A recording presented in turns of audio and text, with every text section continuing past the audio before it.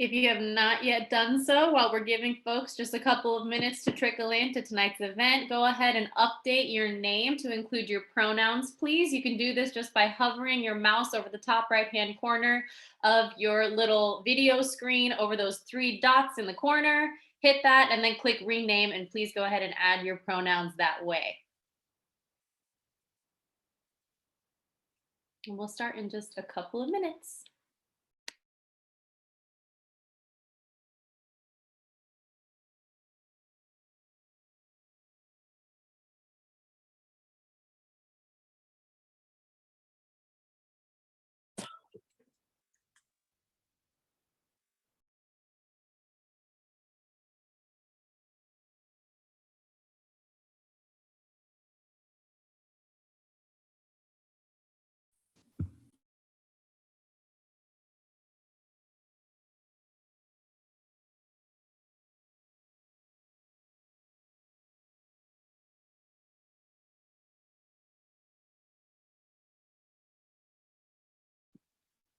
All right, everybody, we're going to go ahead and get started. If you just joined us, hello again. My name is Ayten Salahi. I'm the founder of the Planetary Health Collective, and you are joining us tonight for a Planetary Health on the Menu, our panel series on sustainability in food and nutrition careers.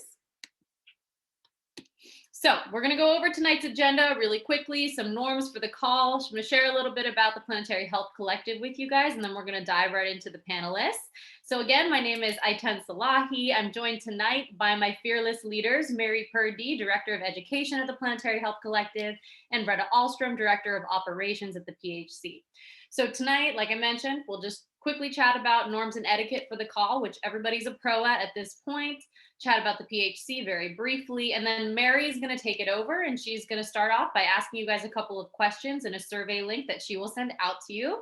And then we're going to meet our panelists for tonight, go over some questions that we put together as the PHC, and throughout tonight's event, you will all have the opportunity to send in questions that you would like answered by our panelists tonight. So we like to keep this group nice and small and intimate. So if you send in your questions, we're going to do our best to get to your questions. So don't be shy, be interactive. Let us know again your name, where you're from, and what it is that you're most excited to learn about tonight in the chat if you have not done so yet. All right, real quick. Webinar norms for tonight. Make sure that you mute your line. This helps us to make sure that we honor and respect everybody's time and why they came here tonight. Please introduce yourself in the chat if you've not yet done so. Remember to practice respect because this is a safe, diverse, and identity affirming space. So I know that this will not be an issue tonight. And please remember to participate. We're here to get to know each other and to cultivate this community. So again, introduce yourself, provide feedback, fill out those surveys so we can make sure that we continue to serve you all the best that we can. All right, so introducing the Planetary Health Collective. I know that I see some familiar names in here already. Hi, Marcelina. So if you are new to the Planetary Health Collective, welcome. We are a movement to mitigate climate change and nourish human health by leveraging the unique role of food and nutrition professionals in the fight. So our mission is to connect with all of you and to cultivate this community so that we together can activate, incubate, and elevate all of our individual leadership potential in the fight for a more climate resilient future. Our hope as a Planetary Health Collective is to provide an unparalleled opportunity for all of you, all of us, to come together and channel our unique passions towards a more regenerative future for all. So we do this by educating our community, providing opportunities like this where we can all come together and have a new perspective on ways that we can get engaged in sustainability in food and nutrition. We want to incubate our community by making sure that there's no gatekeeping going on. So regardless of what your experience level is, if you're totally new to the space, we welcome you with open arms. We want to make sure that you feel comfortable joining in this work and finding ways to channel your unique gifts, skills, passions, or areas that you want to advance in for food and climate. We also want to activate our community to take action alongside our allies. And tonight we will actually be sharing an opportunity for you all to get engaged in a new campaign, and we'll share some details about that very briefly with an opportunity to actually do something, provide some action tonight on our call. So that's a little bit about PHC. I'm going to turn the mic over to Mary Purdy, who is going to introduce our panelists, and we're going to get to know them all. And don't forget to send in your Q&A throughout the event and introduce yourself if you have not done so already. Thanks everyone for being here. Thanks so much. And it's so wonderful to see people from all over the States, students, interns, people who are already in their professional lives. Thank you so much for joining us tonight.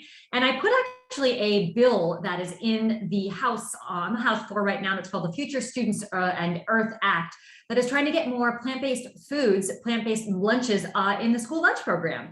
Great way to provide more equity to the students who are seeking more plant-based options, provide healthier foods, and then of course to provide foods that are more climate friendly. So take a look at that. You can contact your senator, your congresspeople to make sure that they are voting for in support of that act. The next thing that I want to make sure that I do is we were asking you guys some questions, or a question to begin with, to look at, hey, who out there feels confident in certain areas around the work that is being done out there in sustainable food systems. So give me a second to just share my screen, and let me just take one moment here. And it looks like as we look at people who are, give me one moment. I have done Zoom before, I promise. But because I usually use two computers, I'm coming to you from Tecate, Mexico today. So I'm in a little bit of a different spot. Just need to share my screen here, which is not happening. And that's okay, but I'm seeing people who are either very confident, somewhat confident, or not very confident. No one can see my screen yet, right? There we go. Okay, hold on. All right, so looks like the majority of folks on this call, and I know we've got 76 people on the call, so not everybody has filled out this survey yet. If you haven't, please do so. That's so helpful for us to understand what our audience is hoping for. So it looks like the most responses we got is a sense of people feeling not so confident about speaking around sustainable food systems, but we have some people who are in that somewhat category, and then we have just a few folks who are feeling very confident. So we hope that by the end of this session today, you will feel just a little bit more confident and perhaps excited and inspired to discuss sustainability more in the work that you are doing or the future work that you may be doing. My role tonight is to introduce our incredible panelists and to ask them all some questions that come from the PHC world and also in response to their presentations, and then to make sure that we follow up with some questions from our audience tonight. So I have the pleasure of being able to tell you a little bit about these fantastic speakers in the hopes that you can see yourself in the work that they are doing, that you know that there's incredible opportunity for people like yourselves who are in the nutrition world to take advantage of the current predicament that we're finding ourselves in, and to have an empowered sense of agency to make a difference in the work that you are doing on a daily, weekly, hourly basis. So I hope you will find inspiration from these three speakers. So I will start by introducing our first speaker, who is Robin Currey. Our other speakers, feel free to turn your videos off for now, and you can put them back on when I introduce you. So let me tell you a little bit about Robin Currey. Robin Currey, PhD, is a sustainable food system scientist and associate dean for academic innovation at Prescott College, where she designed and directs the sustainable food systems programs. She is the former director of Mercy Corps in Kyrgyzstan, an international humanitarian organization. Currey's community-based ethnoecological research is related to agrobiodiversity conservation in home gardens, otherwise known as smallholder agroecosystems. Robin, I'll let you take it from here. Thanks so much for joining us. Ooh, thank you so much for having me. It's such a pleasure to be here. And all my favorite people are here, otherwise known as nutritionists. I saw as folks were introducing themselves. So I'm so pleased to see you. So a little bit about me. So I'm speaking to you about a couple different roles. So one role is that of of a world traveler, and then hopefully we can provide a little context for how I got into sustainable food systems, and even as far as how I'm in academia and how I got into banking of all things as somebody who's passionate about sustainable diets. So this is just a slightly different projection of the world, but I'm going to speak to you a bit about work that I've done in Central Asia. So that's that dot right there in the middle. And I was a little worried that maybe not all of y'all would know where I spent quite a bit of time, and that's in Kyrgyzstan, right in the middle of Central Asia. And actually this village is one of my study villages, and one of the places where I continue to have loads of amazing friends and quite a bit of contact pre-COVID, that is. But originally I went to Kyrgyzstan because this is where a lot of our food plants come from originally. So I hope you can see that apple up there. These literally are the wild apples. Here's some red ones here. And these are edible forests. There's walnuts in the overstories. There's apricots and pears and plums and garlic and onions are from that area to begin with.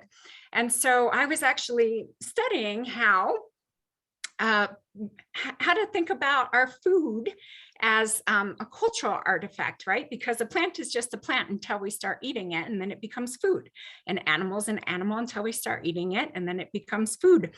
And so all these wild natural resources, so here's what's now Kyrgyzstan, were passed along the routes of the Silk roads. And so I was really curious to try to understand a little bit about our wild crop relatives, and amongst those who have all that biodiversity near them, growing quote unquote wild, but then there's this really rich tradition of all these home gardens.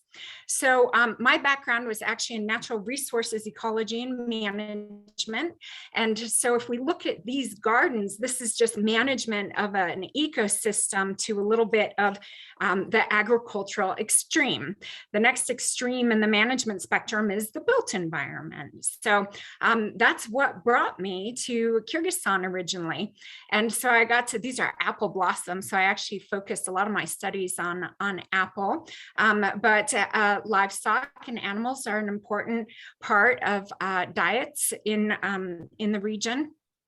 And so really this is what I do. I just actually don't do it from the nutrition side of things, as in I don't have dietetics credentials, but I do have ecological credentials. So a couple of things, if you're thinking about career advice and pathways, is make friends with people who are not like you. And so I reached out and have made really excellent friends with nutritionists that I care deeply for, like Mary.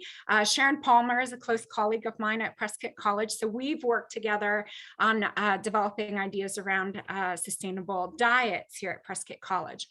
But so what trajectory from hanging out in home gardens in Kyrgyzstan to the academic pathway? Well, one is that was just straight research, but two, while I was studying and working with families, learning more about the ethnoecology, which is really about how people use and manage natural resources, including plants and animals. Kyrgyzstan had the first of two government overthrows. They were part of the former Soviet Union, and sometimes when democracies are new, there's a little bit of instability that goes along with that, and that instability can lead to food insecurity. And so what happened in Kyrgyzstan, and this is some years ago, I'll date myself, but they had inter-ethnic conflict that happened after a government overthrow. And so there was I felt a little bit of a call to action, and I was getting that call to action from friends and colleagues in Kyrgyzstan. And so I ended up working with Mercy Corps on food security issues. So how do you help restore markets so people like this woman could rebuild her tandir business? That's how you bake bread. And so that work led into the business restoration work for folks who are food producers and in the food service industry. The value chains led me to engage with a bank, right? Remember, I kept saying, make friends with people who are not like you. And then actually that same kind of call to action about how do you support people to do great work around sustainability and sustainable diets, believe it or not, feeds into the sustainability, the sustainable development goals here at higher education institutions. So I continue in my career to try to focus and support the work of all these excellent students who are in the food systems program, continuing to do great work, or just at Prescott College in our sustainability education Ph.D. program. So that is me in a nutshell.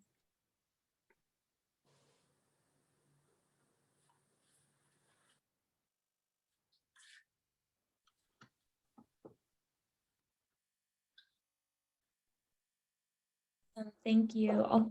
Okay. Go ahead, Mary. I was waiting for more information about the students, but fantastic. And actually, I want to call out, Robin, that one of your amazing students, Abby Famartino, is one of our panelists next month. So you'll have an opportunity to see the incredible work that Robin has done to produce amazing people who are changing the food system. So thank you so much, Robin. I know you scared me with the time restrictions. I was like, I better hand over the mic. But I'll pop a couple links into the chat for more information about all of our fabulous students. Wonderful, and that was perfect timing. So we're good to go, and thank you so much. And we'll get you back so we can ask you some more questions. So I will now introduce our next panelist. Robin, you're welcome to turn off your video and maybe take a sip of water if you need it.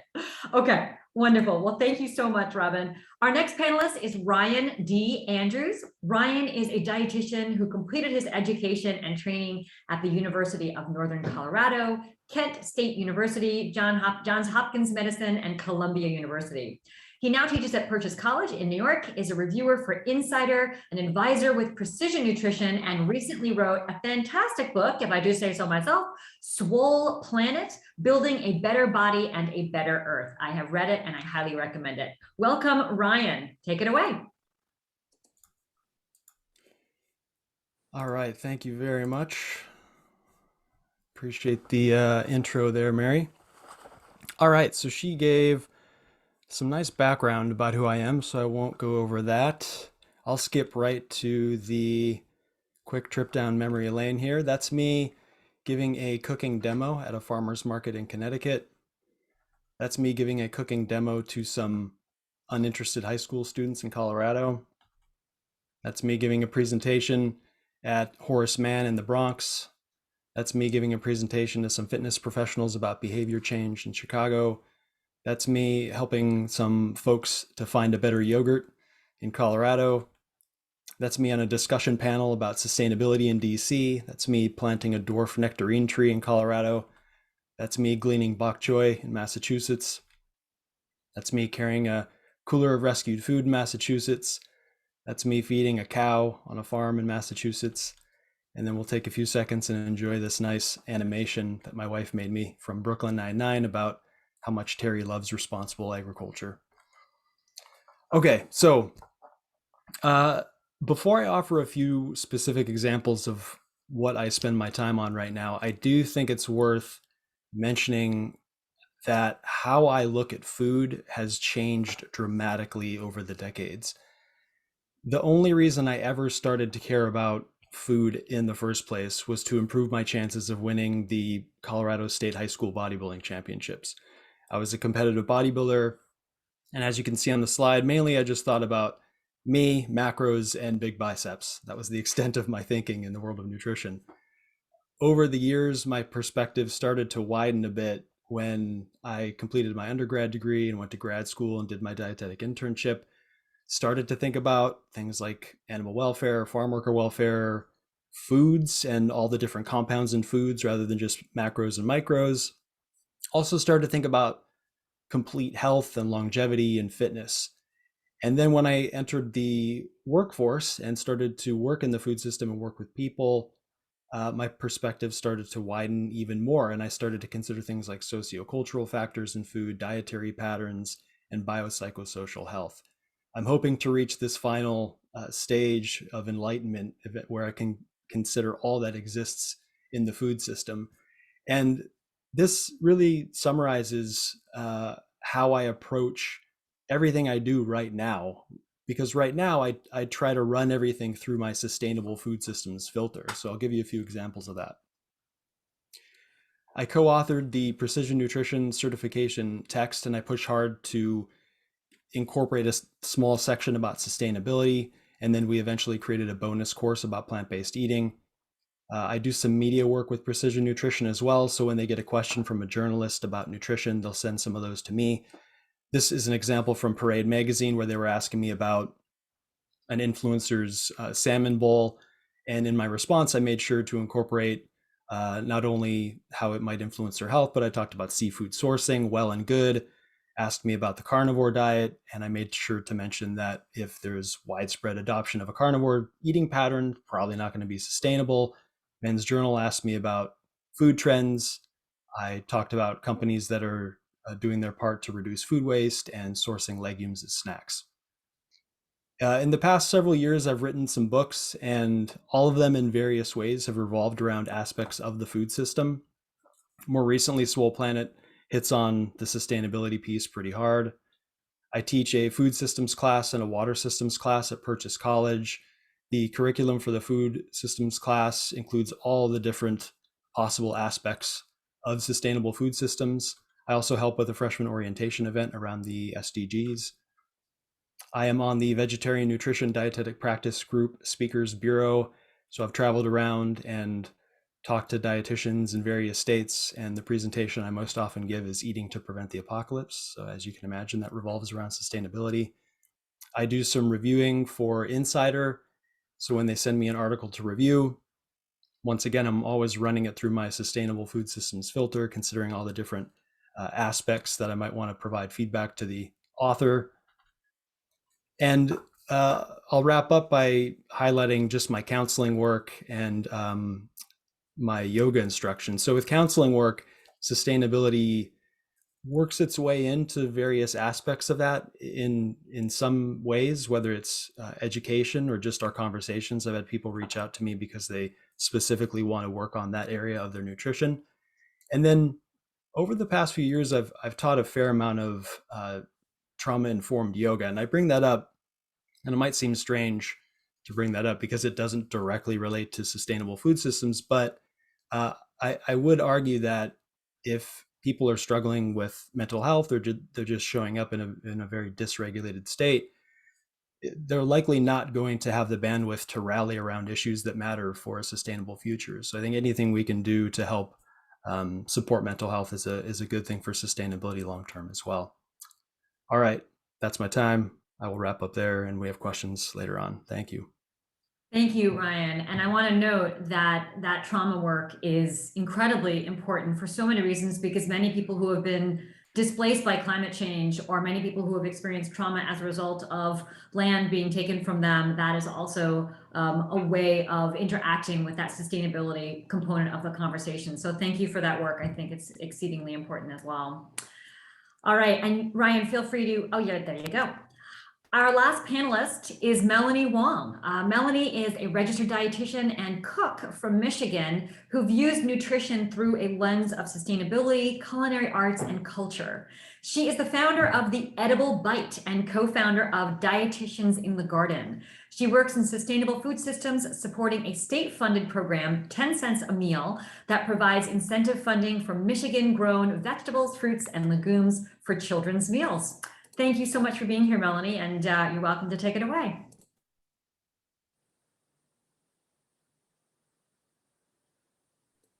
You might be on mute. We cannot hear you, in case you are wondering.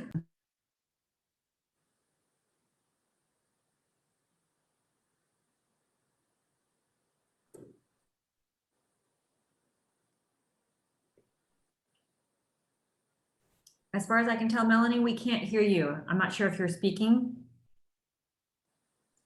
I was trying to speak, but you know what? I was having a little bit of trouble because I was working on this presentation. I just wanted to see if everyone could see what I was trying to put on the screen, but it might have disappeared now. We can see an image of a woman standing in a green, look like a graduation gown. Yes, that would be me, and that would be the intended presentation I was trying to do. So that picture of that woman is me, and I wanted to start by saying I am a Spartan, go green, Spartan for life.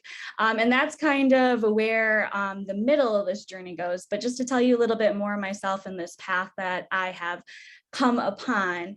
I grew up in a family that really loves food. I am Chinese American, and food is a really large part of my culture. My grandparents had a Chinese restaurant growing up, and so a lot of my childhood was spent running around that restaurant and helping out where I could. And so I just have had a really deep connection with food. Since I was really young, and I've always loved cooking and food. And when I went to Michigan State, I kind of crossed paths with a lot of different ideas, like trying to learn where my food came from and becoming really interested on that quest for flavor, and realizing that it's not just about what you do in the kitchen, it's about what happens before that. And so that led me to volunteering at a local garden house, it was called, where I really got some of my first experiences connecting with food in this different way. And when I say that, I mean growing food. And to me, those experiences of standing in that greenhouse in maybe the middle of February, being hot in this greenhouse, seeing these tiny little plants that were growing inside of it, I just felt a really different kind of connection to food than I had ever before.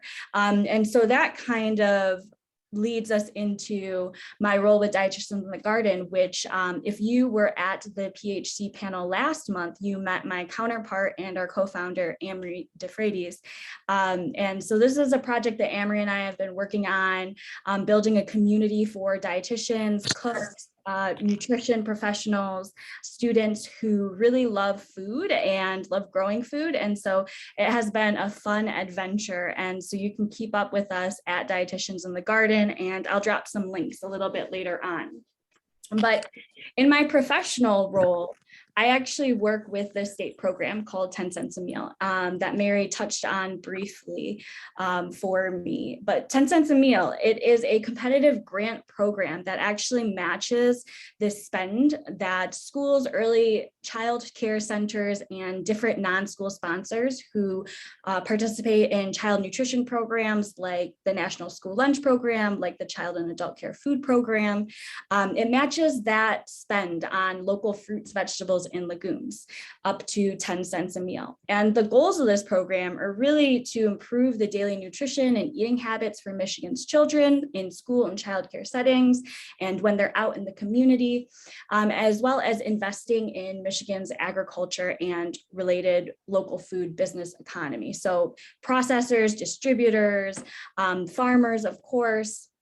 This program is meant to benefit both the kids as well as our local food economy business here in Michigan. And this is a state program. So I've gotten myself into some policy work, which is not exactly where I thought I would end up, but it also has turned out to be something that I didn't really think that it was. So if you have questions about food policy, I'd love to chat about that in a little bit. So this program really, Groundwork, who is the organization that I work with, Groundwork is the communications and outreach partner for 10 cents a meal. That a state agency here in Michigan that is the Michigan Department of Ed. And Groundwork is actually really intimately involved with 10 cents a meal because we piloted 10 cents a meal upon a recommendation from the Michigan State University Good Food Charter, which kind of laid a pathway and the groundwork for what we want the local food system in Michigan to look like. So it was actually a recommendation from that very early document, and we're talking probably in 2012 or so. So it's been around for a while. And so Groundwork actually piloted this program and tried to prove the concept, and it worked. And in 2016, it became a state pilot program. And ever since then, except for 1 year, we've seen a lot of really great growth. So it's gone from a $250,000 investment, $575,000 investment, $2 million investment to now a $5 million investment from the state of Michigan for this local food incentive program. And we have 228 grantees across the state of Michigan. That includes schools and childcare centers, RCCIs, which are like residential childcare institutions, so juvenile detention, something like that. So any organization that participates as a sponsor in a federal child nutrition program. And let me see if I think that is it for my slides. But I also realized I wanted to share that as a part of my journey at Michigan State and kind of how I got involved in sustainable ag, besides for those experiences at Hunter Park Garden House, like I was telling you about, is that I also minored in sustainable agriculture and food systems. And so my first job as an RD, I actually was working for a child and adult care food program sponsor here in Michigan. And that kind of introduced me into that early childhood world. And so now in this role, where I am a farm to ECE specialist, I'm kind of trying to blend all of these things together. So I spend a lot of time working on 10 cents a meal and trying to bring more childcare centers into that and kind of nurture that farm to ECE or farm to early care and education here in Michigan. So that is kind of the basis. And I think I will wrap with that and we can start with questions. Excellent. Thank you so much, Melanie, for the work you do. And thanks for sharing with us how you got started and how you made it happen. So would love to have Ryan and Robin join us here for a couple of follow-up questions. And I actually want to kick it off with something that Robin said that I think is exceedingly important, which is how do you make friends and colleague connections with people who might be different from you or in different sectors? So I'd love to know from each of you, what is an example of how you have partnered with somebody who is not necessarily in the nutrition sector in order to further some movement along the sustainability path? Well, maybe I'm going to start with that because I went in the other direction. So maybe where I can go is, how to make friends with people who are not RDs. And so the first moment would be to recognize that we're actually working towards the same goals. And Melanie, you described in the work that you're doing and actually in your own training. So, sometimes you can dabble in one another's areas, and I know that sounds territorial, but part of that is to help us learn a little bit more about what we don't know. So I'm sure many of you in the nutrition field, encounter folks who are like, oh, well, I know about that, but haven't had the dietetics training that all of you have had. But people like me recognize the limits to what my expertise can be, but I know when I need to reach out and seek out collaboration. But it's sometimes hard to work across those boundaries. So it's really, yeah. So Melanie wants to talk. I'm going to mute now. I was saying silos. And that's something that in my own work that we find.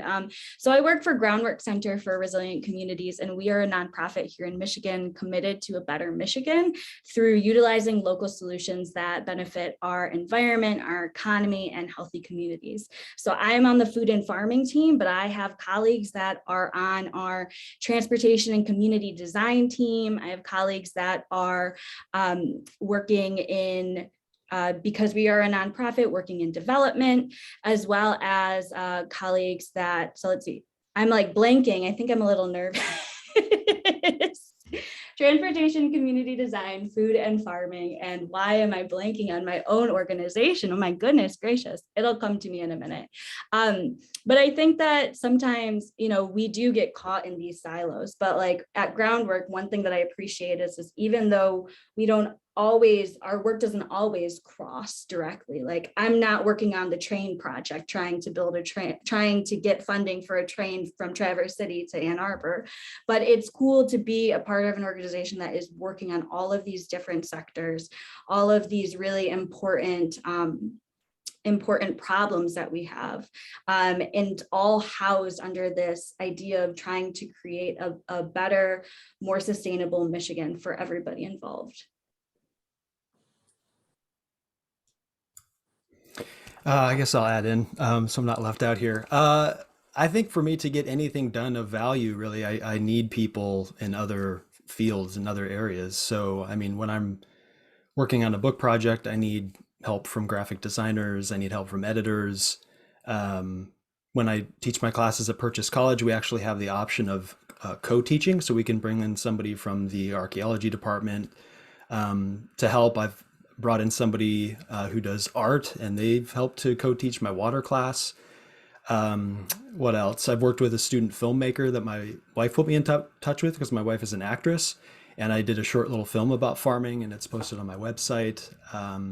So I think collaborating with non-nutrition professionals is a great idea. I do it all the time.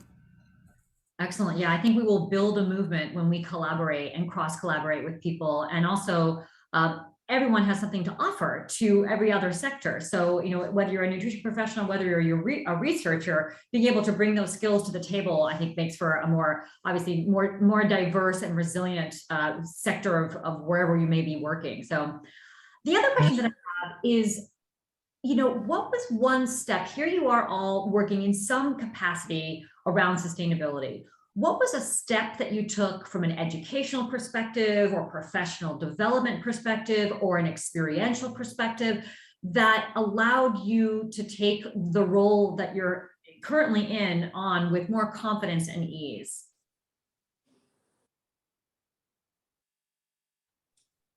So I'll pop in, and before I jump into that question, I just want to backtrack a little bit, because of course, the one that I was missing was climate and environment, which definitely crosses over with, of course, transportation, of course, food and farming. So Mary, to your point of, oh my gosh, I am so nervous. Mary, can you remind me of your question, please? Yeah, of course. And don't be nervous. You are doing a wonderful job. Everything you're saying is completely understandable. So take a deep breath, know that you are loved, and we appreciate you. So thank you. Yeah. Go ahead.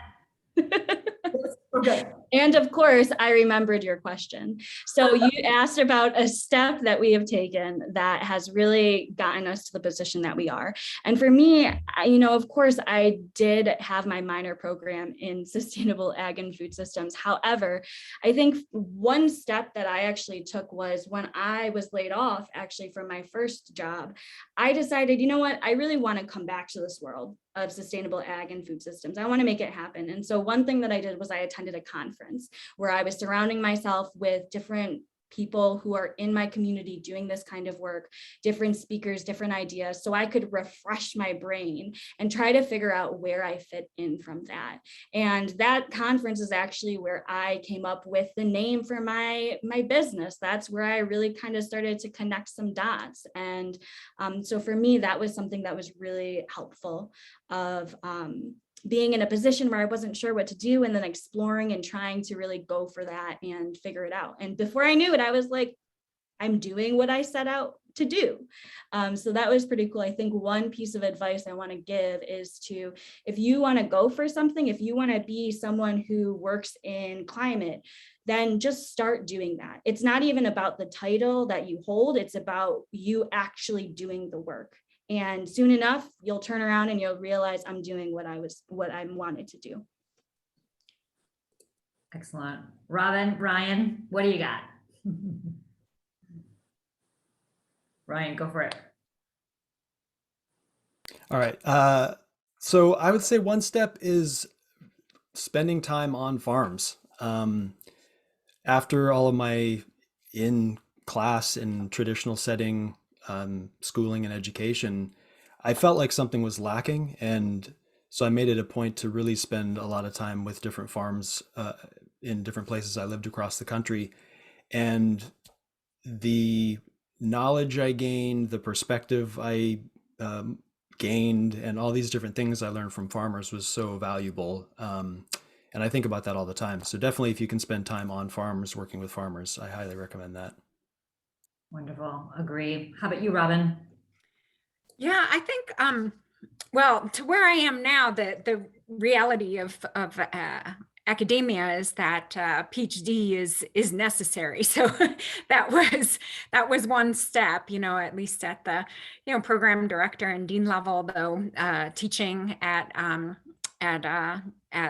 colleges, essentially the rule of thumb is 1 degree higher up. You need to be 1 degree higher up than the folks that are in your courses. So that's the rule of thumb. But in terms of disciplinary areas, it really is being bold and just taking that course that isn't exactly in your sweet spot. So for me, as somebody who was initially studying forest ecology at University of Michigan, Melanie, is that I took an ethnobotany class, and the professor of that class really was looking interdisciplinary and appreciated the interdisciplinary perspective that I brought and pulled me along. So, being open to opportunities. So like when somebody recognizes and says, oh, this is really interesting, this would be great to collaborate, be open to that. So, it's listening to others when they're like, hey, that's really interesting. We should do and explore something together. Say yes. Excellent. So saying yes to collaboration opportunities, getting yourself onto a farm or getting to know your farmers, and making sure that you are engaging in conferences. My goodness, there are so many free online conferences, including things like tonight. So take advantage of everything there is. And as mentioned in the chat, at Planetary Health Collective, we have a Facebook group where we are constantly putting in opportunities for learning, free webinars, free podcasts, things that you can listen to amplify your own knowledge. I want to mention that I've come up against this quite a bit, and I'm curious from the three of you. Sustainability means different things for different people, depending on where you work, what your experience is. And I am curious from each of you, your perspective on when you come up against resistance around what sustainability might mean to different people and how you navigate through those conversations.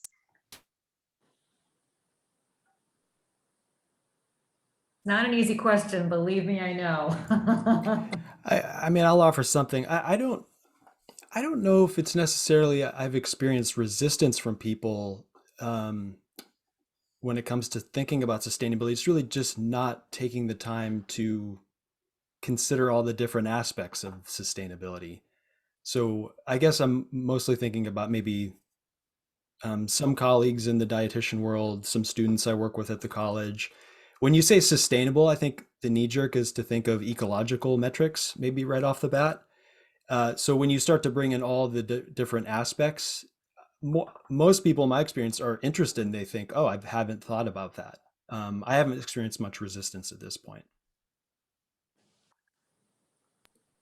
Okay, Robin. Yeah, I'll jump on that. The resistance has been decreasing in in the years since I have been engaged in food systems.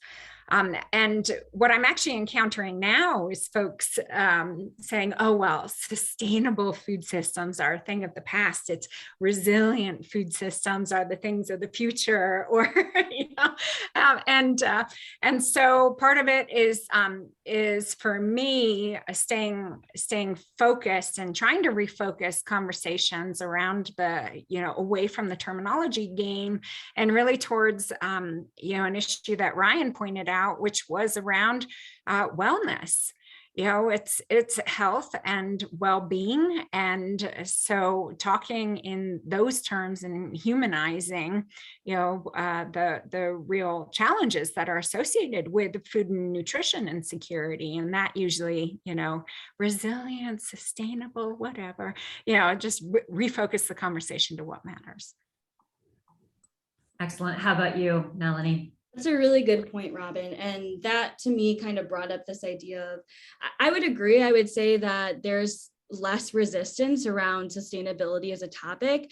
I think that greenwashing of things is kind of a problem that's come out of it, as well as people, especially when it comes to sustainable diets, playing the game of my diet's more sustainable than your diet, in the sense of, and especially when it comes to something like people who have vegan diets and who are trying to be vegan just to be vegan, and not recognizing that the food choices that they make within that kind of diet, such as how processed their foods are going to be, doesn't necessarily make their diet more sustainable than like, let's say, somebody who's sourcing local meat from a farm that they have right next door. So I guess one thing that I want to say is that I think that there are many different ways to define sustainability. And I think that even within this realm of sustainable nutrition, sustainable agriculture, people are going to have varying opinions on that. And so I think that, it always becomes a challenge of, we're all working towards the same goal. How do we get there? But I've always been somebody who recognizes that it can't just be one solution. It's never about one solution is going to solve all of the problems. I think that, it's going to take a lot of different angles, a lot of different solutions that kind of get us to where we're trying to go. Great. So a variety of solutions, embracing different definitions of sustainability. And I also appreciate and try to embrace new words around resilient food systems and regenerative food systems, because ultimately what we have now is not necessarily something that we want to sustain. So that word itself is no longer as relevant as it once was, but it's one of the terms that I think is most familiar to people. So I think we still embrace it. Well, I'm going to pause on my questions for now, because I've seen a ton of questions come in the chat, and I want to let Breta take over, make sure that we get to everyone's questions, since we've got about 15 minutes left. But thank you so much. Breta, go for it. Got it. So yeah, we've had some really good questions tonight. I'm going to go ahead and ask a few, and we'll get through as many as we can, because you guys all come from different backgrounds. I feel like they're all kind of specific. So Robin, we did have a question early on, though, on what kind of impacts COVID-19 has had on food security in Kyrgyzstan. If you have any information about that you could share with us. Yeah, thank you. I keep up, so quarterly meetings with associated with organizations I'm engaged with, and then of course just friends and family in the area. So the short version is, it's been as hard there as it has been here. So the latest numbers are about 50% of households in the Kyrgyz Republic lost income related to COVID. And so that of course is related to food insecurity. Production was not as impacted, the agricultural production side of things. And actually this is my research area with home gardens, that because a lot of households produce a large portion of their own food, especially in the veggie territory, and in the fruit, they're buffered against some of the value chain and supply chain issues that we've had. But I'll just stop with it because it's so important, and I would be remiss to say this, with it's been devastating to the healthcare sector. The number of doctors, nurses, and healthcare professionals who were affected and passed, it will have a legacy throughout so many countries throughout the world. Yeah, I can't imagine, but I think that's interesting, especially because I just feel like Kyrgyzstan is not a place that we hear about very often in our own communities. So thanks for the insight there. This is a question for everyone. You guys have talked about, the pushback that you might get every once in a while, and how that's, a lot less prominent. But what I'm wondering is, what strategies have you used to maybe get past that with people? If there's anything really practical that our audience could take away when they are getting pushback in whatever role they might have.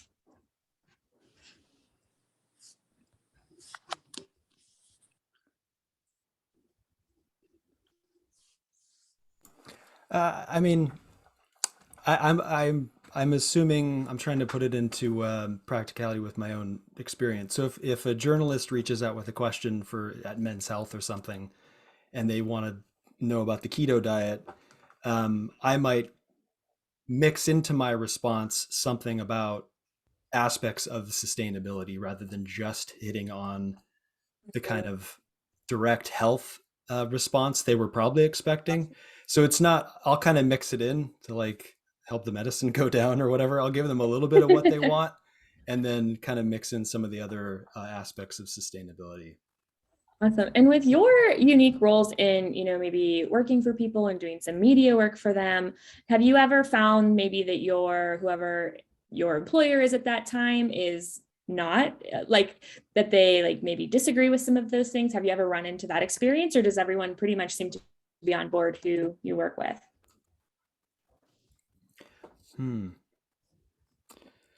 For the most part, they're on board. I mean, when I was doing a lot more work with Precision Nutrition has really, in the past, they started as a sports and fitness kind of nutrition organization.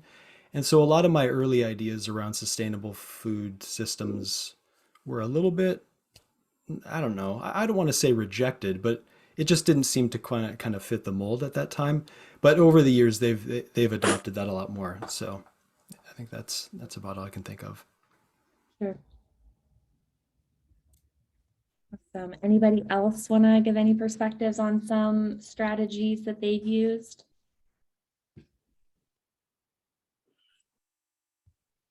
But are you specifically speaking to, like, again, when you run into resistance, or could you? Yeah, so Melanie, for you in particular, I'm wondering if you ever get resistance to maybe the 10 cents program and that people don't want to do that, and like how have you maybe brought them on board from that point of resistance? Yes. Oh, resistance with that. Yes. Yeah. I would really say that that has happened. And right now, actually, the application period has been opened again for a second round. And so I'm in the process of doing a lot of outreach and sometimes running into a lot of resistance like that. And I think, it kind of comes from a place of, at the end of the day, it's going to require some additional work, even though you get this funding. And right now, especially childcare providers and school food service staff are really, really strapped. And so, different techniques that I try to use is try to make it as simple as possible and not overwhelm people, and also encourage them that small steps work and small steps are completely fine, even if that means trialing one time, including Michigan grown produce in your lunch or snack and seeing how it goes. And then really trying to build capacity, because I think one thing is we don't want to overwhelm people with too many things and then make it seem like it's not a sustainable thing to do, right? We want to make sure that people feel comfortable and then they can grow from there. So making it simple, trying to support people. Awesome, love it. And Robin, what are your thoughts on that?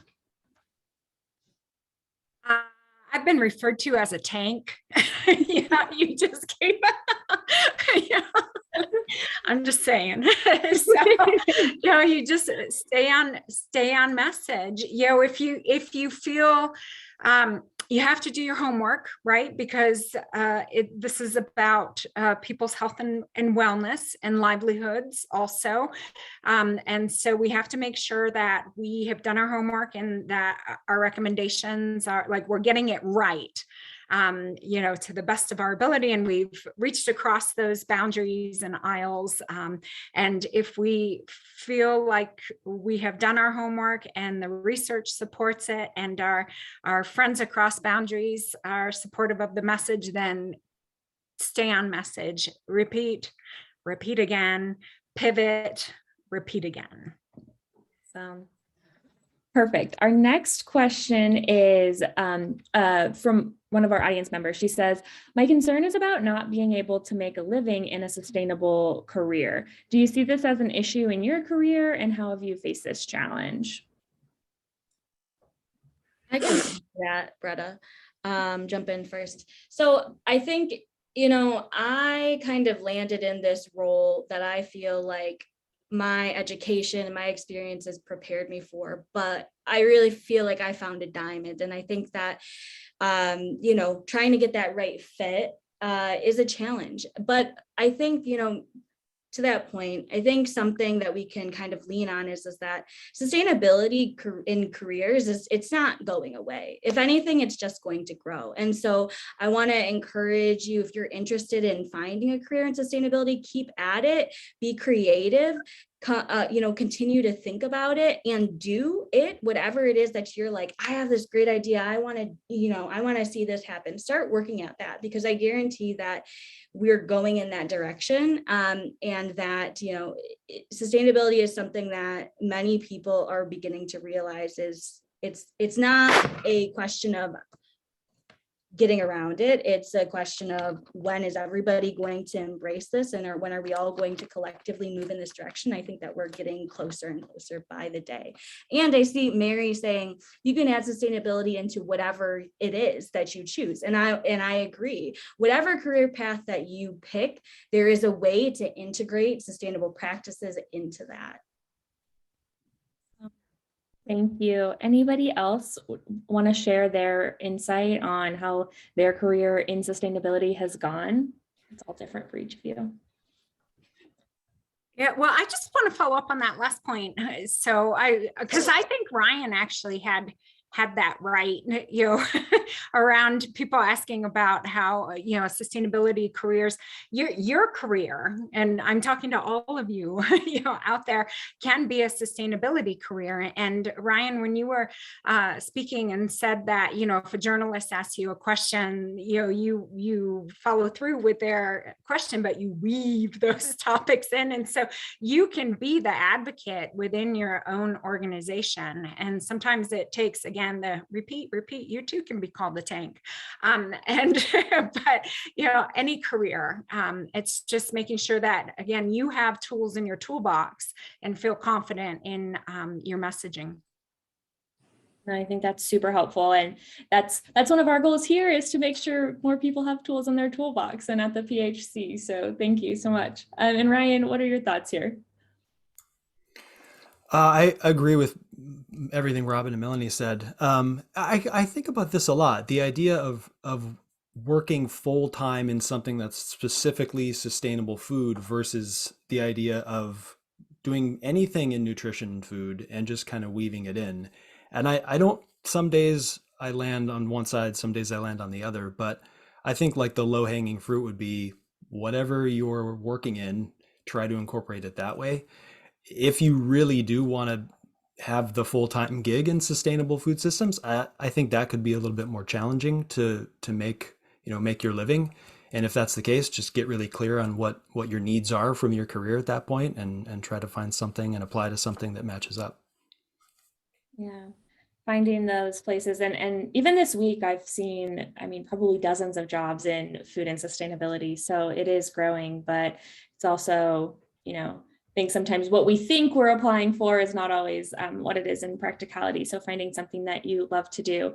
Okay, and then last question, so Mary can pull back up the Mentimeter, and I'm hoping this can be pretty quick. But I want to talk with you guys about what do you feel like made the biggest difference in just your knowledge around sustainability? So our question was, you know, are you finding that dietitians are successfully making an impact in this area after self-teaching, or is there a significant difference for dietitians with a graduate degree in sustainability? And I know that Robin can speak to this a little bit more broadly, but Ryan and Melanie, you guys both have some different backgrounds. So what was the most impactful for you guys in really bolstering your knowledge in this space?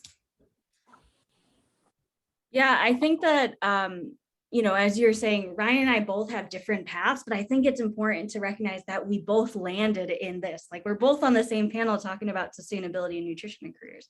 And, you know, I took the academic path of, you know, including it in with my undergraduate degree. And then even my dietetic internship was focused on sustainable food systems, which was very, very rare. And I do feel like it prepared me, but I don't think that that's the only way to get the knowledge and to be an advocate for sustainable food systems and be able to share that with others. So, Ryan? I mean, I think there are a lot of interesting opportunities right now to learn. I mean, you have kind of informal opportunities through things like Coursera and edX and stuff like that, and then there are graduate certificate programs at different universities. I think those are valuable. I've spent my time doing some of those things. I think they're great. There's a lot of free reports and journal articles to go through, podcasts, seminars, conferences. So I think spending time and uh, doing some of those things is worthwhile, and then doing other things out in the real world and maybe doing an internship or a fellowship or volunteering, I think that has some value as well. Thank you. And Robin, where are you seeing the difference between dietitians who are self-taught versus dietitians that might have a graduate degree in this track? Yeah, so I'll share that, registered dietitians are a large portion of our students at the master's level in the Sustainable Food Systems program. And a lot of that is coming from, I'll be frank, it's coming from a lot of the registered dietitians who are encountering situations. One of my former students said it this way, that it was a bigger conversation than eat better, right? And so it's more complicated than that. So if we think about food systems as all of the components that have to do with keeping us nourished, not fed, because that is a lot to do with, food security programming, but nourished, it's complicated. And so it's about supply chain management. It's about operations management. It's about justice issues, diversity, equity, inclusion issues. It's about traditional ecological knowledge. It's about agroecology and growing. And so what we find is that folks are coming with lots of different disciplinary preparation and wanting to, be that advocate, but not necessarily having the level of expertise in the different areas to feel comfortable saying, hey, it's them. This is where the gap is in this particular context.